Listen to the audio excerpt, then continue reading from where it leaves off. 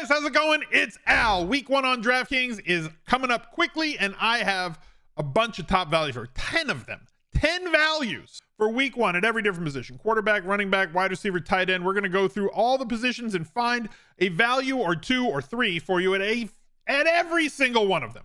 Okay? There's plenty out there in week 1.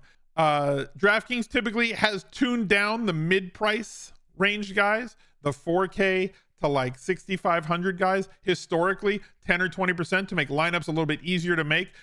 This year, it is still pretty tight. However, there's been some injuries. There's been some players that got cut. There's been some situations that have opened up some value for us here on week 1, and week 1 is now, versus the way too early first look that I put out a few weeks ago.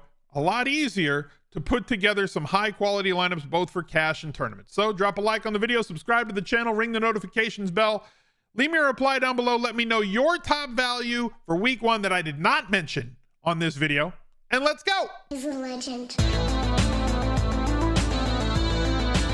The week 1 Smiz Gang Listener League. Look, this is going to fill. I guarantee you that this is going to fill, and it may fill early. Last year, week 1s, 2, and 3, 1, 2, and 3, I believe filled by like Saturday morning or Saturday afternoon of that week. Did not make it to the morning of kickoff. They made it a little bigger this year with 5,500 entries, 3 max, $10, still absolutely no rake. You can get the maximum amount of crowns for this if you are a $10 and down missions player. If you go to rewards, click your missions, find out if you're down there. You can stack your missions. They will all unload on that Sunday morning. So if you enter 1 a day for the next 3 days, this is basically less than a $10 tournament for you if you can stack your missions on top of it. We'll shout out the winners on the recap video, which exists over in the Al Smizzle Fantasy Football channel every single Monday. And we're going to have a tournament of champions in week 18 for all 17 winners of the Smiz Gang Listener League. You can get the link to go there by going to smizzle.tv/links. That link I'm going to put down below in a pinned comment right there on the top. Drop a like on the pinned comment just so I can know that you saw it. Click the links to take you to the link tree, and you'll find the Listener League. Join it today because it's going to fill, probably going to fill early. Going up against Jacksonville, they only have a team total of 20, but when you have a rushing quarterback like this, he's very much a cash game option for week 1, and he may be the optimal cash game option for week 1 because of how cheap he is, how much he allows you to go and target the $7,500 and up players, you know, the high dollar guys that we know are going to have the best volume, the most repeatability, the highest touchdown upside. And when coupled with 1 or 2 of the other values on this play, week 1 is shaping up in cash, at least for your head-to-heads, 50-50s, double-ups, to be a Starsy Scrubsy sort of build with a cheap quarterback who's going to give you, let's say, 6 to 10 points with his legs on average every single week. And if he can do anything through the air in a game that they're playing at home, soft landing spot there for him on a fast track, without Jonathan Taylor, you have a situation where, look, he might run for 60, 65 yards. Maybe he gets into the end zone for a touchdown on the ground. Maybe he throws for one. If he does that, he more than satisfies easily the value option at quarterback. Another value way to go is $700 cheaper with Sam Howell for the Washington Commanders up against the Arizona Dumpster Fires, Cardinals, who are going to be terrible this year. Howell does bring some rushing upside with him. I would call him I think he's greater than a pocket plus quarterback, right? Like, he's a better runner than Burrow or Herbert, but he's not going to be a running quarterback. But like, I think he's mobile enough to add 25 to 35 yards with his legs. He's got plenty of good targets on the outside. Monitor the injury to Terry McLaurin, but Dotson and Samuel and tight end spots are good. They also have a good pass catching back in Antonio Gibson, who everybody thinks is going to catch 100 passes every single year of his career and never does. But maybe if he improves a little bit with Eric Bieniemy there for us, for fantasy wise, that gives Sam Howell an easier path to stacking up passing yards, possibly a touchdown or 2, and adding a little bit with his legs. His last game, as you can see, he ran for 35 yards on the ground. Head over to Fantasy Labs and use the promo code use the link, actually, smizzle.tv/labs with an uppercase L. They have 3 different packages that are exclusive to us here in the Smiz Gang. The NFL only monthly package, $40 a month. The all sports plan, if you want to go month to month, at $69.95, and $299, well, $300 for 6 months. All sports plan, you get everything that they do, including their great lineup builder, their projections for every sport, including college football, if you wanted to grind a little bit of CFB on your Saturdays, in addition to the NFL package and everything that you play on Sundays. Fantasy Labs has been the lineup builder that I've used for the last few years. If you use a different one, that's fine.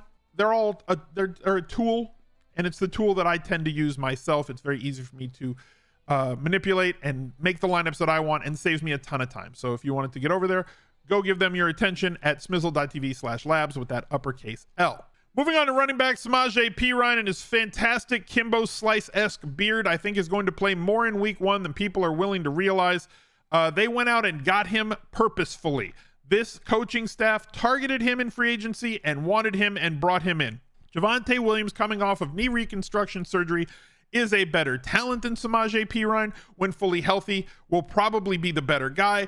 Might end the season at a 65% snap rate, but I would be hard-pressed to think that they don't get 50-50 out of the two of them in week 1. And Las Vegas is an exploitable defense, especially for pass-catching running backs, and Samaje Perine is exactly that, and at 5,100 opens up a whole lot of room for you if you don't want to go after the standard values. Not all of these guys are going to be highly held in tournaments in week 1. Some of them will, but there's a lot of values in that $5,000 range at running back. And another one is Brian Robinson Jr. I spoke about how Antonio Gibson is the one that all the fantasy football heads have always loved, but I always want the guy who's playing more snaps.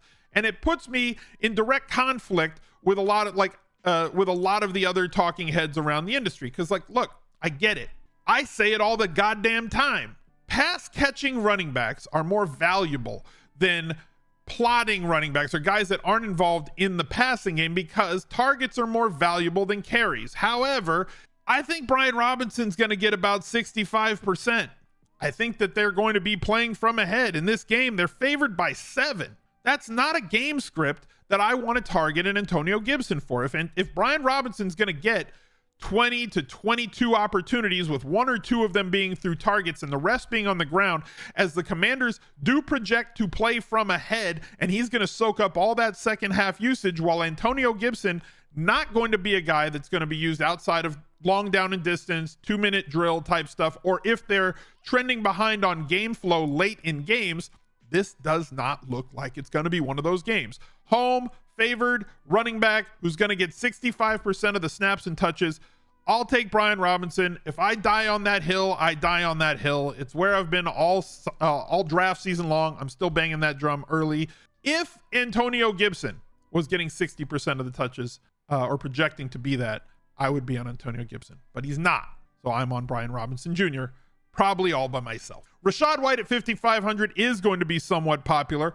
The prototypical DraftKings back, and only 5,500 here in week 1 going against Minnesota. Minnesota looks like a very Carnival-esque team for us. For those of you who are new to the channel, 1, why haven't you subscribed yet? Just do that right now. I'll wait. Okay. Now that you subscribed to the channel, and hopefully you rung the notifications bell, let me explain. I think Rashad White's going to get something like 11 to 15 carries a game. I think Rashad White's going to get 4+ targets a game, which is an extremely valuable role on an offense. You couple that with Minnesota being a carnival team, meaning that they have an offense that other teams can't really stop, and they have a defense that is the most penetrable object that is out there. So they're going to give up a lot of points, and they're going to score a lot of points, which means think about what the Lions were at home last year. Tons of shootouts. Think about the Dallas Cowboys 2 and 3 years ago. Fantastic offense, terrible defense, perfect for daily fantasy. Rashad White is a talented piece of this Tampa Bay offense that already has Evans and Godwin on the outside.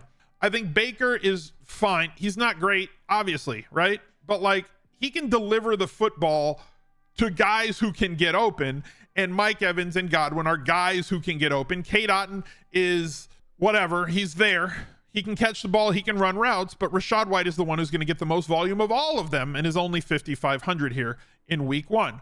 We move on to the Colts once again. We talked about Richardson, but we have basically a black hole at running back for the Indianapolis Colts. Jonathan Taylor is in a whole Game of Thrones, Lannisters against the Starks battle against the owner Ursay. They hate one another. He's on the shelf for 4 weeks on IR. He cannot play. Zach Moss, who would be ahead of these guys in terms of the depth chart, at least as listed by most sites out there that you're going to look at, he's hurt too, which leaves us 2 options. Deion Jackson, who I think most people who played last year are going to remember that he had some weeks where he was the value play and posted very good numbers. He can be used in the passing game. We mentioned the ideal workload with Rachaad White, 11 to 15 carries, 4+ targets. This is perfect. This is what you want. He may still get that. However, there's another dog in town, and that's Evan Hull, for the rookie from Northwestern. He's going to get some of the usage. I don't think either one's going to get 100%. Maybe Deion Jackson gets 60%. Maybe Evan Hull gets 40%.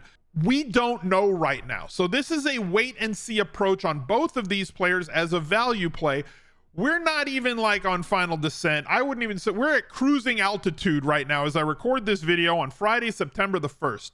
As we get next week's reports, Wednesday, Thursday, Friday, as Shefty and Rap Sheet and everybody else chimes in, and the beat writers for the Colts let us know who is named the starter, where they expect the routes to go. Both are talented pass catching backs, which helps them out, but the price should not hurt you all that much if they fail. If either one has like 6 to 8 fantasy points for 4K, that's not hurting your lineup all that much unless the other value plays go for 25 to 30. So in cash games, I expect one or both to be somewhat popular, but they will hold each other's percentages down in terms of tournaments, because some people are going to side with Hull, some people are going to side with Jackson. We'll make our decision when we have more information. Right now, we're just first to act, under the gun. Let's wait until we get to the button later next week, Friday or Saturday, when we do that Q&A show every Friday, when we'll probably have a clearer view of which one is the better value to play based on the information that we gather over the next week. Moving on to wide receiver, and Marvin Mims is 3K. Now look, Marvin Mims profiles as a take the top off, move the safeties back, downfield threat, not full-on KJ Hamler-ish, who's also hurt, and Tim Patrick, who's hurt, and Jerry Jeudy, who's hurt, but he's going to be forced into action. He's not just going to run 9 after 9. He's not the seagull from Finding Nemo, but instead of mine, he says 9, which is what everybody seems to believe his role is going to be on this team. It would be that if they were a fully functioning battle station on offense. And that is where he will win the most. But Judy's out. Somebody's got to fill that role. Whether it's going to be Marquez Callaway or Marvin Mims, I'm of the belief that Marquez Callaway not as talented as Marvin Mims Jr. We don't need all that much from a 3K wide receiver with DraftKings scoring. He is also the type of guy who can get it done in one play for you, as mentioned by his skill set. Cortland Sutton's going to eat up all the short to intermediate targets. So will Dulcich. There will be shots downfield to Marvin Mims. I would not be shocked if he had 3 or 4 catches in this game. If he has 3 or 4 catches in this game on 5 to 7 targets, that is more than enough to give us the value threshold we're looking for, with the potential for massive upside if he was to break a 40 or 60-yard touchdown catch in week 1. He's going to be extremely popular. Elijah Moore will also be really popular at 3,800. This Cincinnati-Cleveland game is going to be one of the more popular stacks. Will also be one of the more popular secondary stacks.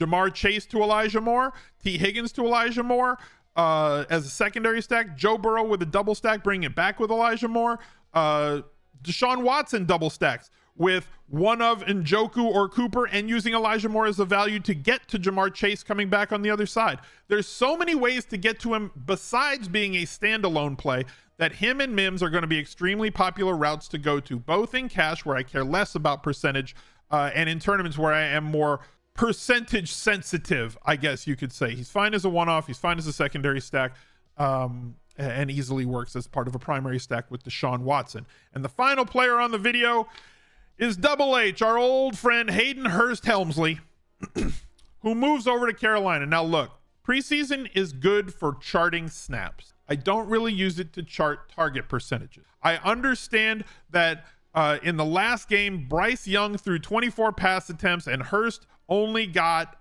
1 target. He's 3K. Teams don't tend to run anything other than vanilla defenses in the preseason. They don't throw much at rookie quarterbacks.